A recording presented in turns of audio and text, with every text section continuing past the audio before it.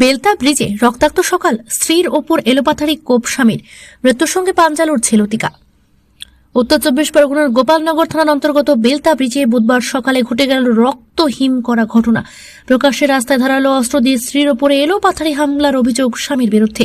গুরুতর জখম গৃহবধূর নাম লতিকা শিকদার, বাড়ি বনগা থানার চৈতিপাড়া এলাকায়। প্রতিদিনের মতো এদিনও কাজে যাওয়ার সময় বেলতা ব্রিজের ওপর আচমকাই তার উপর চড়াও হয় স্বামী সুখদেব শিকদার। প্রত্যক্ষদর্শীদের দাবি, ধারালো অস্ত্র দিয়ে এলোপাথারি কোপানো হয় লতিকাকে। একটি হাত প্রায় সম্পূর্ণ বিচ্ছিন্ন হয়ে যায়, একটি আঙুল কাটা পড়ে, কানের অংশ বিচ্ছিন্ন হয়ে যায়। রক্তাক্ত অবস্থায় দীর্ঘক্ষণ ব্রিজের ওপর বসেছিলেন তিনি। পথ চলতি মানুষ ভয়ে এগিয়ে আসতে পারেননি, এইটাই অভিযোগ। খবর পেয়ে ঘটনাস্থলে পৌঁছায় গোপালনগর থানার পুলিশ। সেখান থেকে উদ্ধার করে নিয়ে যাওয়া হয় বনগাঁ মহকুমা হাসপাতালে।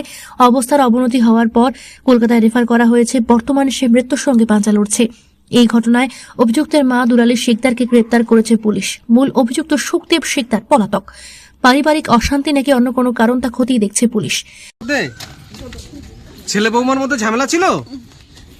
ঝামেলা তো কিছু হয় না, আগে হয়তো হয়েছে, কিন্তু হয়তো কিছু কথা বলতে পারে ঝামেলা কি, আমরা কি বলবো। হঠাৎ করে এই ধরনের কুপিয়েছে, এটা শুনেছেন?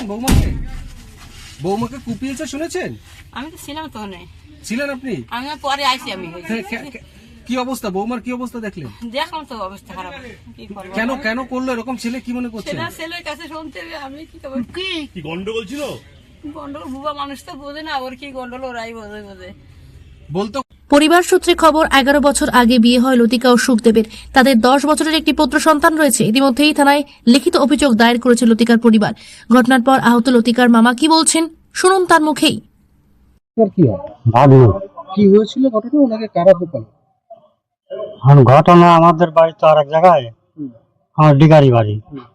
আমি সকালবেলা মাঠে গেছি, তারপর ফোন আসলো, বলে এরকম ভাগ্নিকে কোবাইছে। তারপর ওই জায়গায় আমরা গেলাম। যাওয়ার পরে শুনলাম যে এরকম ওই জামাই, ভাগ্নি জামাই কাজে আগে বেড়ে গেছে। তারপর ভাগ্নি রান্না টান্না করে যাচ্ছে, তো ব্রিজের উপর যায় ভাগ্নি জামাই বসেছিল, সাইকেলে যাচ্ছে ভাগ্নি, তারপরে ওই কোপ মারিছে। আহত মহিলার মামা চন্দ্রকান্ত সরকার। এই ঘটনার পর এলাকায় চাঞ্চল্য ছড়িয়েছে। দ্রুত অভিযুক্তকে গ্রেপ্তারের দাবি তুলেছেন স্থানীয়রা। সব খবর সবার আগে পেতে নজর রাখুন বাংলার গণতন্ত্র, সত্যের পথে বাংলার সাথে।